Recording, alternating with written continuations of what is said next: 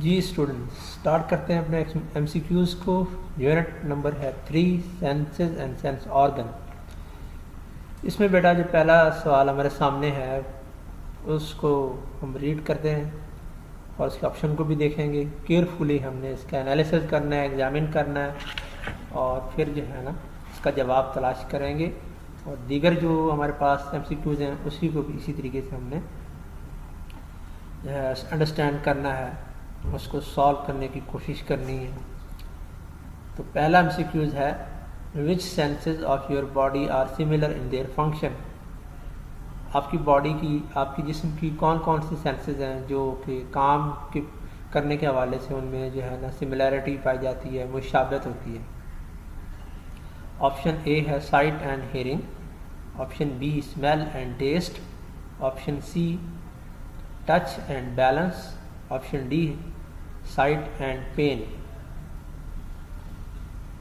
तो अब ये जो हमारे पास 4 ऑप्शन है, इसमें हमने उस ऑप्शन को सिलेक्ट करना है जो कि फंक्शन पॉइंट आउट से सिमिलर हो। अगर हम ऑप्शन ए को देखें, साइट एंड हेयरिंग, साइट जो है नज़र आना वो आँख के ज़रिए है, यानी कि आई की बात हो रही है। हेयरिंग कान की बात हो रही है।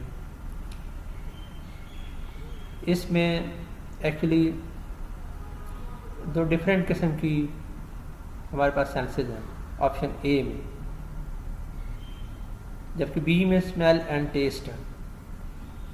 ऑप्शन बी पे गौर कर गए तो हमें अंदाज़ा होता है कि इसमें जो स्मेल होती है और जो टेस्ट है, इसमें जो स्टिमुलाई आते हैं वो आते हैं in the form of chemical molecule. Option C touch and balance, touch जो सेंस है इसका ताल्लुक स्किन से, जबकि जो बैलेंस है उसका ताल्लुक जो है वो सेंस ऑफ हेयरिंग कान से है। आपने पढ़ा था टॉपिक में कि जो कान में एक ख़ास स्ट्रक्चर होती है जिन्हें हम कहते हैं semi circular canal. Semi circular canal जो होती हैं बैलेंस को मेंटेन करने में रोल प्ले करती हैं, बॉडी बैलेंस को, जबकि टच स्किन से रिलेटेड है। तो ऑप्शन सी में भी ये जो है ना जवाब मौजूद नहीं है जो हम तलाश करने जा रहे हैं। ऑप्शन ए में भी नहीं है, बी में है, जबकि डी जो है वो साइट और पेन है। पेन करेक्टर है स्किन का, साइट जो है it is done by our eyes, तो डिफरेंट है। तो इन 4 ऑप्शन में बेटा जो सबसे करेक्ट ऑप्शन है वो है स्मेल एंड टेस्ट, क्योंकि इसमें केमिकल मॉलिक्यूल इन्वॉल्व हैं। टेस्ट के पॉइंट ऑफ व्यू से स्मेल का बड़ा रोल होता है। और स्मेल में भी अगर आप देखें तो जो नोज़ का फंक्शन है उसमें केमिकल मॉलिक्यूल जो होते हैं डिफरेंट सब्सटेंसेस के, वो जब हवा के ज़रिए हमारी नाक में दाखिल होते हैं तो जो स्मेल रिसेप्टर हैं in the inner skin of nose या एपिथेलियम ऑफ नोज़ वहाँ पे मौजूद होते हैं। तो वो स्मेल मॉलिक्यूल जो है ना वेट जो नोज़ होती है उसमें जब डिज़ोल्व होते हैं तो सेंस ऑफ स्मेल काम करना शुरू करती है। इसी तरीके से टेस्ट जो है उस वक्त तक डिटेक्ट नहीं हो सकता जब तक हमारी ज़ुबान जो है वो भी थूक के ज़रिए, लुआब दहन के ज़रिए, सलाइवा के ज़रिए वेट ना हो। तो आपने एक्टिविटी भी देखी थी कि अगर ज़ुबान खुश्क हो और फूड भी ड्राई हो तो उसका टेस्ट जो है ना वो मालूम नहीं होता। इसलिए करेक्ट ऑप्शन कौन सी होगी? करेक्ट ऑप्शन हमारे पास है बी, MCQs नंबर 1। तो अब हम MCQs नंबर 2 को देखते हैं। You do not taste your food properly when you are suffering from cold because. इस स्टेटमेंट का मतलब ये है कि जब आप नज़ला ज़ुकाम में मुब्तला होते हैं तो आप खाने को सही तरीके से प्रॉपरली यानी टेस्ट नहीं कर पाते, उसका जायका आपको मालूम नहीं हो रहा होता जब आप नज़ला ज़ुकाम में मुब्तला होते हैं। बिकॉज, क्योंकि। अब क्योंकि का हमने जवाब तलाश करना है। क्योंकि के लिए हमारे पास 4 ऑप्शन हैं। Option A, you are sneezing all the time. आप हर वक्त छीनते रहते हैं, इसलिए आपको खाने का जायका सही तरीके से मालूम नहीं हो रहा होता। B, your nose is running, आपकी नाक जो है वो बह रही होती है। C, cold block your taste receptor, नज़ला ज़ुकाम से आपके टेस्ट रिसेप्टर जो होते हैं, जो कि ज़ुबान पर हैं, वो ब्लॉक हो जाते हैं, काम करना छोड़ देते हैं। Option D, cold block your smell receptor, नज़ला ज़ुकाम से आपकी स्मेल रिसेप्टर जो हैं, जो नाक में मौजूद हैं, वो ब्लॉक हो जाते हैं। तो क्योंकि नज़ला ज़ुकाम का ताल्लुक़ नाक से या ज़ुबान से नहीं है, तो इसलिए इसमें जो सबसे सूटेबल ऑप्शन है वो ऑप्शन डी है, cold block your smell receptor. तो अब तक हमने 2 MCQs को सॉल्व कर लिया है। MCQs नंबर 2 का करेक्ट ऑप्शन डी है। MCQs नंबर 1 का करेक्ट ऑप्शन जो है वो स्मेल एंड टेस्ट वाली चॉइस यानी कि बी है।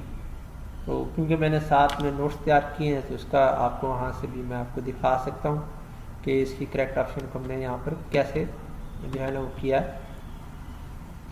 ये नोट्स हैं, इसमें आप देखें तो MCQs नंबर 1 की जो करेक्ट ऑप्शन है स्मेल एंड टेस्ट आपके सामने है।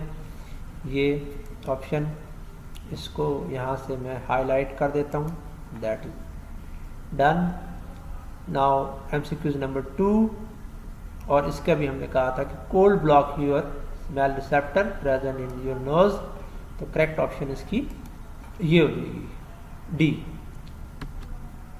MCQs number 3, ear drum is stretch membrane that separate the, कान का जो पर्दा है वो एक फैली हुई झिल्ली है, मेम्ब्रेन है, जिसको हम उर्दू ज़ुबान में कहते हैं झिल्ली। स्ट्रेच फैली हुई है, कान का पर्दा एक झिल्ली की मानंद है, जो कि हमारे कान में ये फैली हुई है, कान की जो ईयर किनाल है उसके हवाले से। तो इसका काम है सेपरेट करना, जुदा करना। किसको? 4 ऑप्शन हमारे पास हैं। Option A, outer ear and middle ear. Option B, middle ear and inner ear. Option C, outer ear and inner ear. Option D, inner ear and brain. तो ऑप्शन डी तो बिल्कुल भी नहीं बनती, क्योंकि इनर ईयर और brain को ये सेपरेट करता नहीं, वहाँ होता नहीं। इसका जवाब आसानी हमें जो डायग्राम है ईयर की वहाँ से मिल जाएगा। तो इसमें जो ऑप्शन ए है वो मोस्ट सूटेबल है। अगर हम डायग्रामेटिकली भी देखें तो आउटर ईयर और मिडल ईयर के दरमियान जो है ना ये ईयर ड्रम मौजूद होता है। अगर हम जाएं डायग्राम की तरफ तो चले देखते हैं इसको, क्या ये वाकई ही वहाँ से हमें इसका कोई प्रूफ मिल रहा है। ये डायग्राम आ गई। इस डायग्राम जो है पेज नंबर 39 पे मौजूद है इसमें। तो यहाँ पर आप देखें लेबलिंग जो की हुई है ईयर ड्रम। ईयर ड्रम पहली स्ट्रक्चर है। ईयर किनाल और पिना ये एक्सटर्नल ईयर का पार्ट है, आउटर ईयर का पार्ट है। जबकि मिडल ईयर जो है ना वो मौजूद है 3 टाइनी बोन्स, सेमी सर्कुलर किनाल्स। तो ईयर ड्रम इन दोनों को सेपरेट कर रहा है, आउटर ईयर को और मिडल ईयर को। तो यहाँ से हमें इसकी ऑप्शन करेक्ट ऑप्शन मिल गई है। तो लिहाजा हम अपने सवाल की तरफ जा रहे हैं। तो ऑप्शन ए, आउटर ईयर और मिडिल ईयर को ये जो ईयर ड्रम है सेपरेट कर रहा होता है जी। तो देखें करेक्ट ऑप्शन इज ए। इसको भी मैं यहाँ पर हाईलाइट कर देता हूँ, तो इस तरह आपको उसका जवाब मिल जाएगा। MCQ नंबर 4 जनाब, pain sensation tell us that something is wrong with your body. दर्द का जब एहसास होता है तो हमें ये महसूस होता है कि कुछ हमारे जिस्म के साथ गड़बड़ हुई है, कोई तकलीफ पहुंची है। Where are these receptor located, ये रिसेप्टर कहाँ मौजूद होते हैं? Option A, on the skin only. Option B, inside the body only. Option C, on every part of the body. Option D, on the skin and inside the body. अब जो दर्द का एहसास दिलाने वाले रिसेप्टर हैं। हमारा लास्ट टॉपिक है सेंस ऑफ टच, स्किन के पॉइंट ऑफ व्यू से। उसकी डायग्राम को देखें तो उसकी लेबलिंग आपको बता देगी कि ये पेन रिसेप्टर कहाँ मौजूद होते हैं, तो हमें फिर सेलेक्ट करने में आसानी रहेगी चॉइस को, ऑप्शन को। ये देखें pain receptor, they are present in skin. हमारे पास है ऑप्शन स्किन वाली, स्किन की सरफेस पर ही है तकरीबन मौजूद। ये जो आपको इस अपर थिन लेयर नज़र आ रही है, इसका डायग्राम में यहाँ लेबलिंग नहीं है, लेकिन इसे हम कहते हैं एपिडर्मिस। और ये जो है एक लार्ज सेक्शन आप देख रहे हैं स्किन का, बहुत बड़ा हिस्सा, इसे हम कहते हैं इनर स्किन पार्ट या एंडोडर्मिस। इसमें पेन रिसेप्टर यहाँ मौजूद है। तो स्किन में इसकी दिखाई गई है। स्किन में 3 तरह के रिसेप्टर हैं mainly. Main type of touch receptor होते हैं, मैकेनो रिसेप्टर हैं, थर्मो रिसेप्टर हैं, पेन रिसेप्टर हैं। टच रिसेप्टर जो हैं are mechano receptor, thermo receptor, pain receptor. ये वो रिसेप्टर होते हैं जो कि सेंसेशन ऑफ टच के मुताबिक काम करते हैं। तो लिहाजा MCQ नंबर 4 में करेक्ट ऑप्शन जिसको हम सिलेक्ट करेंगे वो है option A, on the skin only. Skin हमारी बॉडी को पूरा कवर किए हुए लार्जेस्ट ऑर्गन है हमारी बॉडी का, तो ऑप्शन ऑन ए है जी, only on the skin only. ठीक हो गया जी ये। अब हम MCQ number 5, when light enter the eye, जब रोशनी आँख में दाखिल होती है, it pass through cornea, pupil, lens and fluid of the eye, all these parts are. जब रोशनी आँख में दाखिल होती है, ये गुजरती है कॉर्निया से, प्यूपिल से, लेंस से और फ्लूइड ऑफ द आई, जो आई का अंदरूनी हिस्सा है बॉल लाइक, उसमें एक लिक्विड भरा होता है, फ्लूइड से कहते हैं, उसमें से गुजरती है और फिर आखिरकार रेटिना पे जा पड़ती है, जाके वहाँ फोकस होती है, वहाँ पे इमेज बनता है रेटिना पे। तो ये जो पार्ट्स हैं जिनके नाम लिए गए हैं, ऑल दीज पार्ट्स आर, ये कैसे पार्ट्स हैं? तो 4 ऑप्शन हमारे पास हैं। ऑप्शन ए ओपैक, कि ये जो है मुबहम है, यानी कि टोटली नॉन ट्रांसपेरेंट है। ऑप्शन बी ट्रांसपेरेंट, शफाफ हैं। सी ट्रांसल्यूसेंट, नीम शफाफ हैं, यानी कि बिल्कुल क्लियर तो नहीं है, ये थोड़ी बहुत इसमें जो है ना क्लैरिटी होती है, हल्का सा धुंधलापन भी है, इसे कहते हैं translucent. Option D reflective, reflective कहते हैं बेटा कि रोशनी इनसे इन पर आई है, स्ट्राइक किया है और वापस आ गई है, बाउंस हो गई है, और इसे कहते हैं रिफ्लेक्टिव। रिफ्लेक्टिव नहीं है। अगर ये रिफ्लेक्टिव होते तो लाइट एंटर ही ना हो पाती, वो आँख के अंदर वापस आ जाती। तो ऑप्शन डी तो बनती नहीं है बिल्कुल भी, और ए भी नहीं बनती, ओपेक भी नहीं है, केल में से लाइट गुजर ही ना सके बिल्कुल। तो ऑप्शन बी और सी में से सिलेक्ट करना है। बी और सी जो है ये क्लोजली रिलेटेड है। तो इसमें क्योंकि कॉर्निया ट्रांसपेरेंट होता है, तो फर्स्ट पार्ट जो है कॉर्निया, इस पॉइंट ऑफ व्यू से हम इसको ऑप्शन बी को कंसिडर करते हैं। किसी हद तक ख्याल सी की तरफ भी जाता है, ट्रांसल्यूसेंट, लेकिन क्लास क्योंकि हमारी 6 है, लेवल 6 है, हायर लेवल नहीं है, इसलिए आसानी के लिए करेक्ट ऑप्शन हम ऑप्शन बी को मानते हैं, ट्रांसपेरेंट। सी भी हो सकती है क्योंकि फ्लूइड जो होता है वो क्लियर इतना नहीं होता कि लाइक वाटर हो, विस्कस होता है, गाढ़ा होता है, तो इसे हम कहते हैं जेली लाइक विस्कस फ्लूइड है, जो इंटीरियर ऑफ द आई को ऑक्यूपाई की होता है, फॉक्सिंग में हेल्प करता है, लाइट इसको फोकस करता है, लेंस भी फोकस करता है, ये भी फोकस करता है तो रेटिना की तरफ। तो इस पार्ट को हम कहेंगे, ये जितने भी पार्ट्स के नाम आए हैं ये ऑप्शन बी की कैटेगरी में आते हैं, यानी ट्रांसपेरेंट है। तो नोट्स में देख लेते हैं जी, हमारे पास है ये ट्रांसपेरेंट लिखा हुआ है यहाँ पर, इसको भी मैं आपके सामने कर रहा हूँ। प्रोमिनेंट हो गया।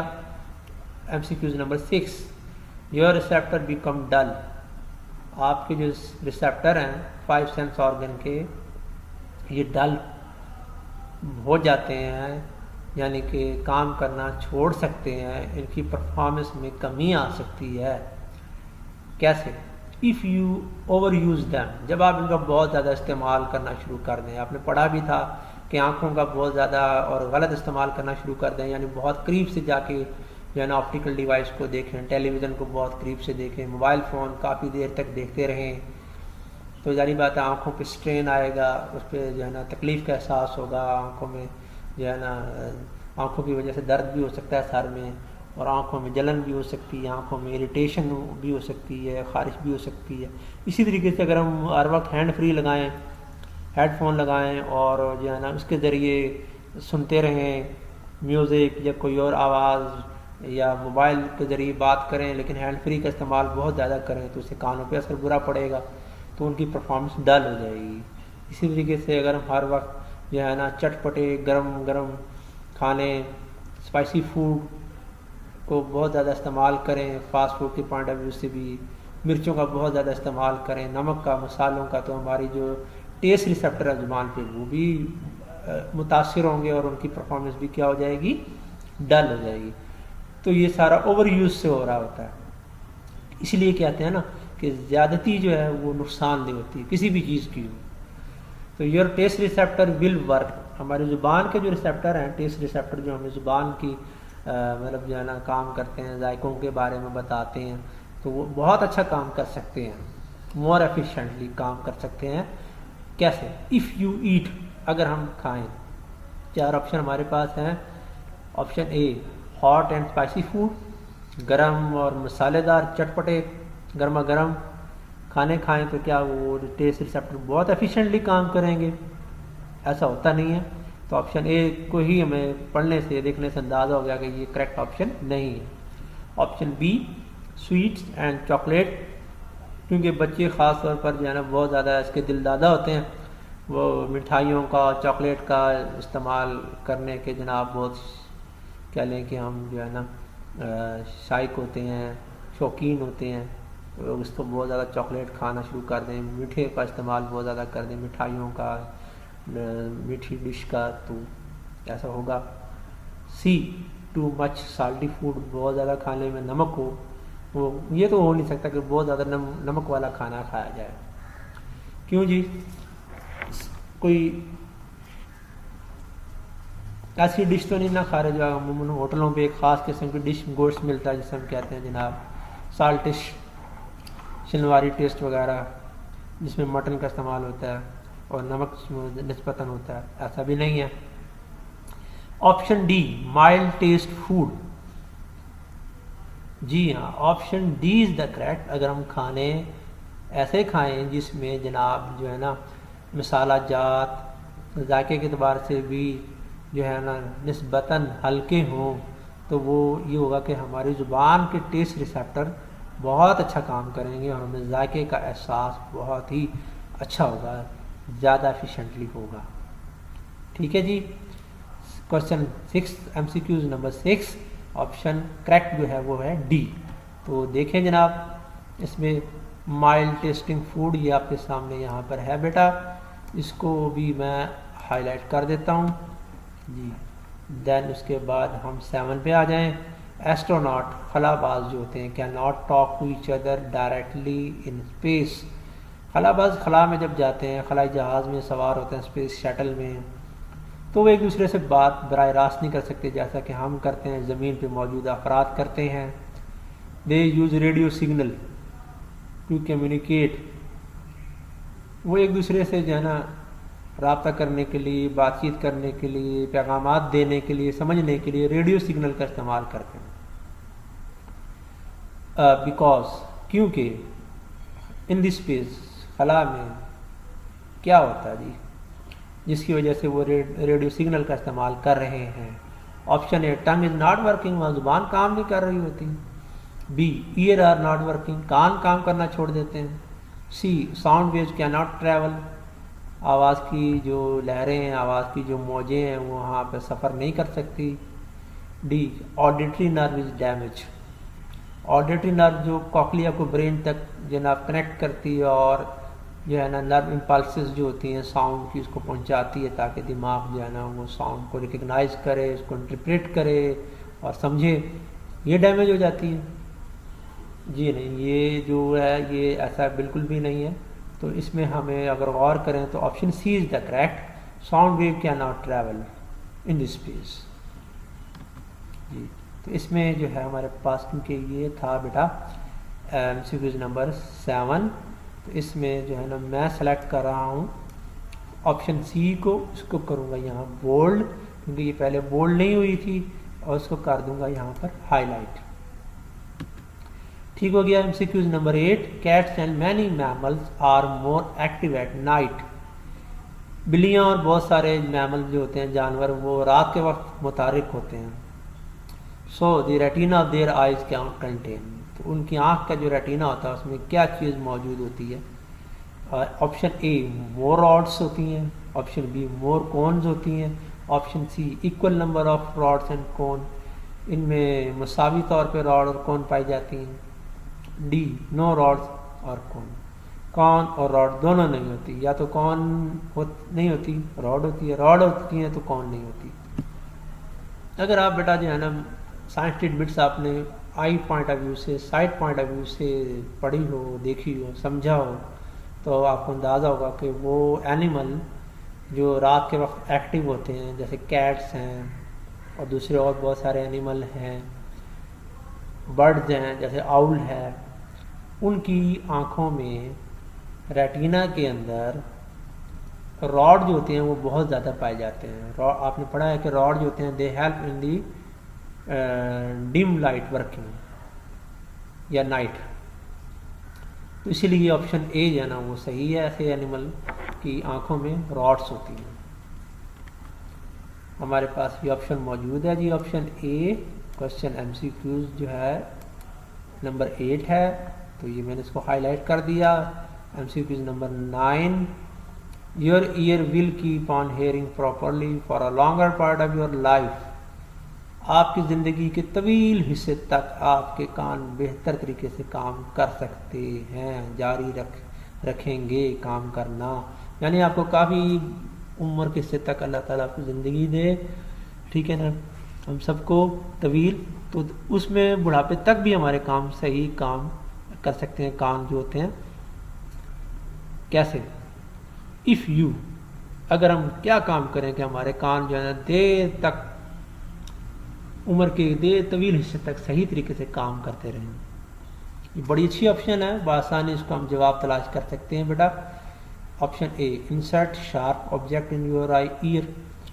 कान में सफाई करने के लिए हम क्या करें, नोकीले ऑब्जेक्ट जो होते हैं जैसे कि माचिस की तिली, झाड़ू का तिनका, ये डालना शुरू कर दें, कोई तार शार डालें, तो उससे तो ये तो हो नहीं सकता कि उसके ज़रिए जो है ना, या उंगली डाल के हम कान को ज़ोर ज़ोर से हिलाना शुरू कर दें, तो ये बड़ी गैर मुनासिब जो है ना हरकत भी है और कान के लिए नुकसानदेह भी है। तो ये ऑप्शन ए तो निकल जाएगी। Option B, listen to high volume sound music या नॉइस। बहुत जो है ना ज़्यादा वॉल्यूम से हम आवाज़ें सुने, म्यूज़िक सुने, या ऐसी जगहों पे रहें जहाँ शोर बहुत ज़्यादा होता है, जैसे कि जनाब रोड साइड है, ट्रैफिक का शोर है, या कोई जनाब फैक्ट्री है, जैसे पावर लूम होती हैं वहाँ बहुत ज़्यादा शोर होता है। पावर लूम जब काम करती हैं ना, खड़ियाँ जिसे हम कहते हैं, कपड़े बुनने वाली, वहाँ पे बहुत शोर होता है। या कोई फैक्ट्री वर्कर फैक्ट्री में काम कर रहे हैं, वहाँ बहुत ज़्यादा नॉइस होता है, तो इसलिए ये भी नुकसानदेह है। ऑप्शन ए ऑप्शन बी नहीं है, ये निकल जाएंगी। सी डी में से हम इंतखाब करते हैं। Get hit on your head and ear region. खुदा न खास्ता आपके कान और सर पे कोई चोट लग जाए, तो ऐसा भी नहीं हो सकता, तो लिहाजा D, avoid all of the above. इन सब चीज़ों से बचने की कोशिश करें, ए से भी, बी से भी, सी से भी, तभी हमारे कान जो है ना वो ज़िंदगी के तवील हिस्से तक सही तौर पर काम कर सकते हैं। जनाब अब हम पहुंच गए लास्ट 10 MCQs। एक प्लेयर है जी टेबल टेनिस की। A table tennis player loses the ability to see with one eye। किसी हादसे की वजह से एक प्लेयर है उसकी आंख ज़ाया हो जाती है और एक आंख जो है ना उसकी मौजूद है। हर second eye is working normally, उसकी जो एक आंख बच गई है वो सही काम कर रही है। When she start playing again, वो दोबारा खेलना शुरू करती है टेनिस, टेबल टेनिस, तो इफ़ेक्ट क्या होगा? ऑप्शन हमारे पास हैं 4, बल्कि यहाँ पर जो है ना 3 दी हुई है, सॉरी ABC, इन्हीं में से हम मुंतखब करेंगे हमारे दुरुस्त जवाब को। Option A, she can not जज how far the ball is. जब वो लड़की टेबल टेनिस दोबारा खेलना शुरू करेगी हादसे के बाद, तो वो जज नहीं कर सकेगी, उसका अंदाज़ा नहीं होगा कि बॉल कितनी दूर है। B, the ball look smaller, ball यानी कि जो है वो उसको छोटी नज़र आएगी। C, she can not see the colour of ball, वो जनाब जो है ना बॉल के कलर को नहीं देख सकेगी। तो इसमें एक और ऑप्शन होनी चाहिए थी, वो है कि she can not focus on the ball. तो इसमें हम देख लेते हैं नोट्स में जी, ये नोट्स हमारे पास है यहाँ पर। ये option D, she can not focus on the ball, ये है जिसका जवाब, इसको हमने किया हाईलाइट। तो बेटा ये थे हमारे MCQs जिसको हमने यहाँ आज जो है ना हल करने की कोशिश की।